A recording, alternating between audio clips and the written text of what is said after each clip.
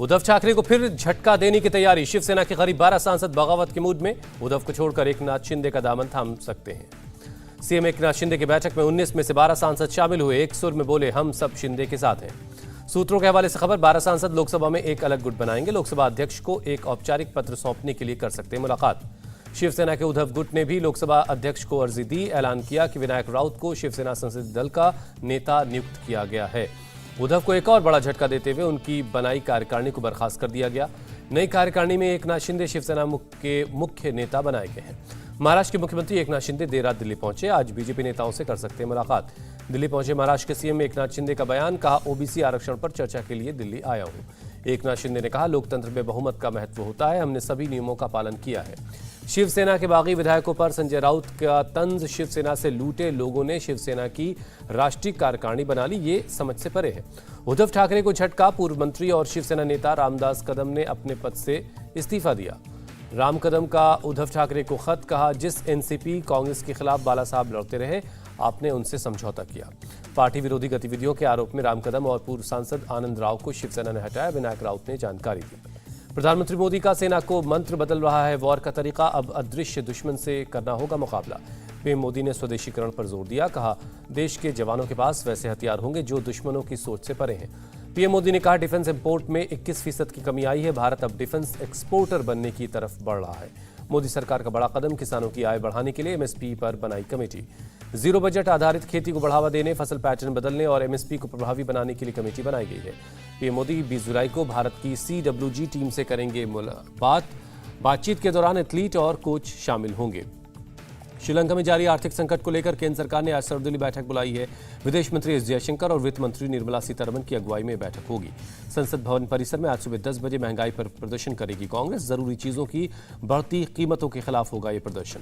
महंगाई और जीएसटी दरों में बढ़ोतरी के मुद्दे पर कल राज्यसभा में विपक्ष ने किया हंगामा। कांग्रेस नेता जयराम रमेश ने उठाया सवाल, जरूरी चीजों की कीमतों में बढ़ोतरी का मुद्दा उठाया तो सदन स्थगित कर दी गई। सीएम अरविंद केजरीवाल की मांग, रोजमर्रा के फूड प्रोडक्ट पर लगाई गई जीएसटी को वापस लिया जाए। वरुण गांधी ने जीएसटी के मुद्दे पर अपनी ही सरकार के ऊपर सवाल उठाया, बोले हम राहत के समय आहत कर रहे हैं। बीजेपी नेता जफर इस्लाम ने कहा, जीएसटी बीजेपी नहीं बढ़ाती, जीएसटी पर चर्चा के समय सभी राज्यों के वित्त मंत्री होते हैं। संसद के हंगामेदार सत्र पर अर्जुन राम मेघवाल ने कहा, लगता है विपक्ष ने हंगामा करने का मन बना लिया है। उपराष्ट्रपति चुनाव के लिए विपक्षी उम्मीदवार मार्गरेट अलवा आज सुबह 11 बजे अपना नामांकन पत्र दाखिल करेंगी।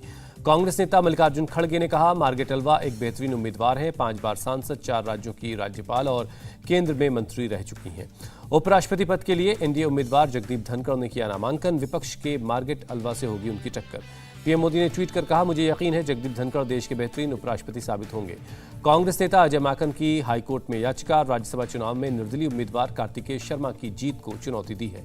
छत्तीसगढ़ के मंत्री टीएस सिंहदेव ने इस्तीफे की बताई वजह, लोगों की जरूरत के हिसाब से काम नहीं कर पाने को बताया इस्तीफे की वजह। नुपुर शर्मा ने दोबारा खटखटाया सुप्रीम कोर्ट का दरवाजा, गिरफ्तारी पर स्टे लगाने और सभी 9 एफआईआर दिल्ली ट्रांसफर करने की अपील की। आज होगी सुनवाई। नुपुर शर्मा ने अपनी याचिका में पिछली बार सुप्रीम कोर्ट की कड़ी टिप्पणी का भी जिक्र किया। नुपुर ने दिल्ली, महाराष्ट्र, पश्चिम बंगाल और तेलंगाना में 9 मामले नुपुर के खिलाफ दर्ज हैं।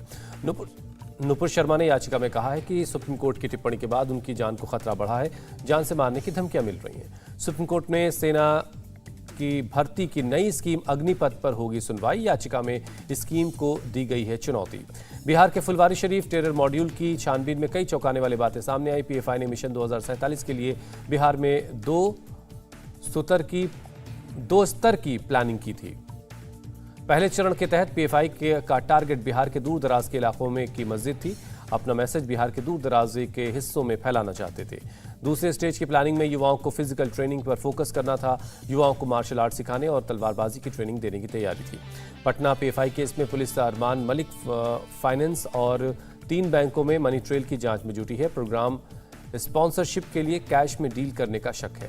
केंद्रीय मंत्री गिरिराज सिंह ने देश में पीएफआई को बैन करने की अपील की। कहा, पीएफआई ने देश में आतंक का माहौल बनाया।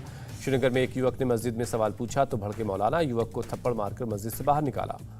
मौलाना मोहम्मद नुमान ने अपने किए पर उन्होंने कहा कोई पछतावा नहीं, कहा बिल्कुल ठीक किया, थप्पड़ मारने की हरकत को सही बताया।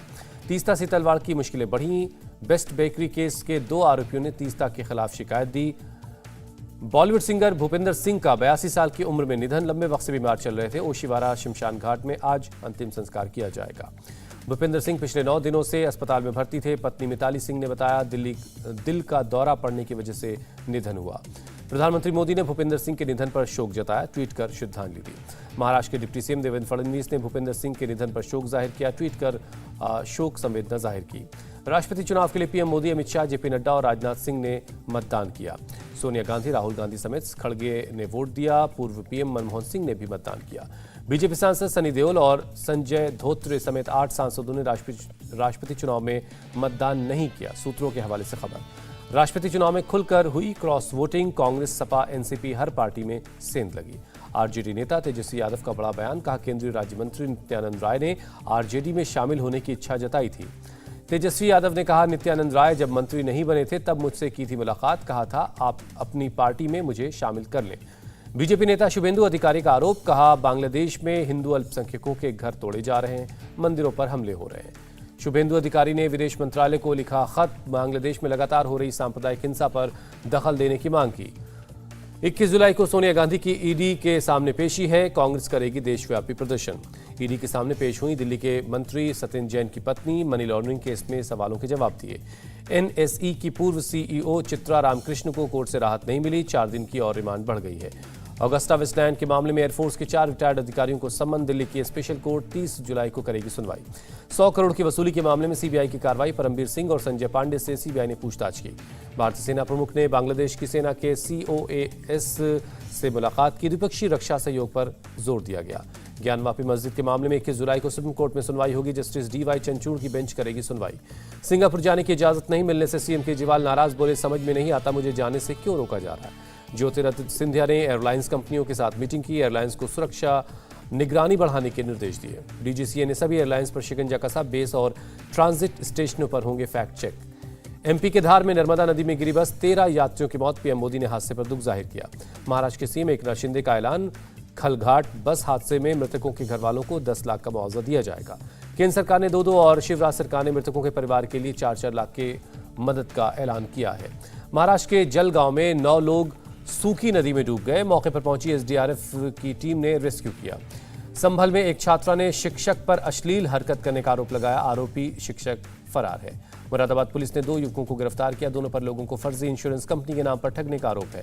Wanted criminal Bittu Jaiswal Lucknow police के साथ एनकाउंटर में जख्मी हुआ, gangster Gorakh Thakur murder case का मास्टरमाइंड है। नीट मेडिकल एग्जाम में फर्जीवाड़े का मामला, मास्टरमाइंड सुशील रंजन गौतम समेत 8 गिरफ्तार हुए। दिल्ली में सिक्किम पुलिस के जवान ने अपने 3 साथियों को मारी गोली, तीनों की मौत हुई। तमिलनाडु के कल्लाकुरिची हिंसा के मामले में कोर्ट में 120 आरोपियों की पेशी, छात्रा की मौत के बाद भड़की थी हिंसा।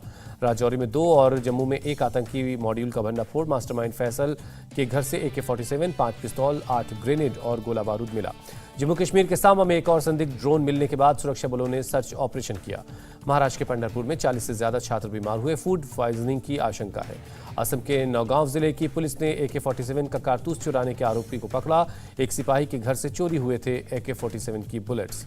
तेलंगाना सरकार ने तेलंगाना डायग्नोस्टिक स्कीम लॉन्च की, एक जगह फ्री मिलेंगी हेल्थ सर्विसेज। आज़ादी की रेलगाड़ी और स्टेशनों कार्यक्रम के सप्ताह का पहला दिन, मुंबई के छत्रपति शिवाजी टर्मिनस को तिरंगे के रंग में सजाया गया है। सूरत की 13 साल की लड़की भाविका माहेश्वरी ने द्रौपदी मुर्मू पर लिखी किताब। केदारनाथ धाम में सावन के पहले सोमवार में जुटी श्रद्धालुओं की भीड़, 6,857 श्रद्धालुओं ने दर्शन किया। हरिद्वार में नजर आए श्रवण कुमार, एक बेटा अपने माता पिता को कावड़ में बिठाकर दर्शन के लिए ले गया। यूपी के मुजफ्फरनगर में सड़क हादसे में 2 कावड़ियों की मौत, मिनी ट्रक से टक्कर के बाद ड्राइवर हुआ फरार। अमरोहा में रोडवेज बस ने बाइक को मारी टक्कर, 2 कावड़ियों की मौत, 2 लोगों ने बसों में तोड़फोड़ की। काठमांडू में 3 साल के बाद सुंदरी जल की बागमती नदी में भक्तों ने डुबकी लगाई, पशुपतिनाथ मंदिर में पूजा की। महाराष्ट्र में भारी बारिश और बाढ़ से अब तक 105 लोगों की जान जा चुकी है। सुप्रीम कोर्ट का सभी राज्यों और केंद्र शासित प्रदेशों को निर्देश, बिना समय गंवाए कोविड-19 मृतकों के घर वालों को मुआवजा दिया जाए। इस स्टडी में खुलासा, कोरोना को मात देने के लिए बूस्टर डोज जरूरी, वैक्सीन से थोड़े समय के लिए ही मिलेगी सुरक्षा। केरल के कन्नूर में मंकी पॉक्स के एक और मरीज की पुष्टि हुई, अब तक कुल 2 मामले हुए हैं। देश में एक दिन में कोरोना के 16,935 मामले सामने आए, 51 मरीजों की जान गई। आर्थिक सहायता को लेकर IMF के साथ श्रीलंका की बातचीत अंतिम चरण में है। दुनिया के और भी देशों से मदद को लेकर चल रही बात।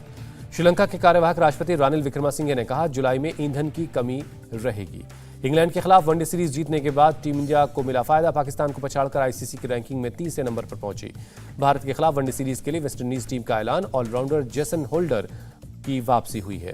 वेस्टइंडीज के पूर्व कप्तान दिनेश रामदीन ने किया इंटरनेशनल क्रिकेट से संन्यास का ऐलान। भारत के खिलाफ खेला था आखिरी मैच। वेस्टइंडीज के क्रिकेटर लेंडल सिमंस ने भी इंटरनेशनल क्रिकेट से संन्यास लिया। 16 साल के करियर पर लगा विराम। इंग्लैंड के स्टार खिलाड़ी ब्रेन स्टोक्स ने ओडीआई से संन्यास का ऐलान किया। साउथ अफ्रीका के खिलाफ खेलेंगे आखिरी मैच।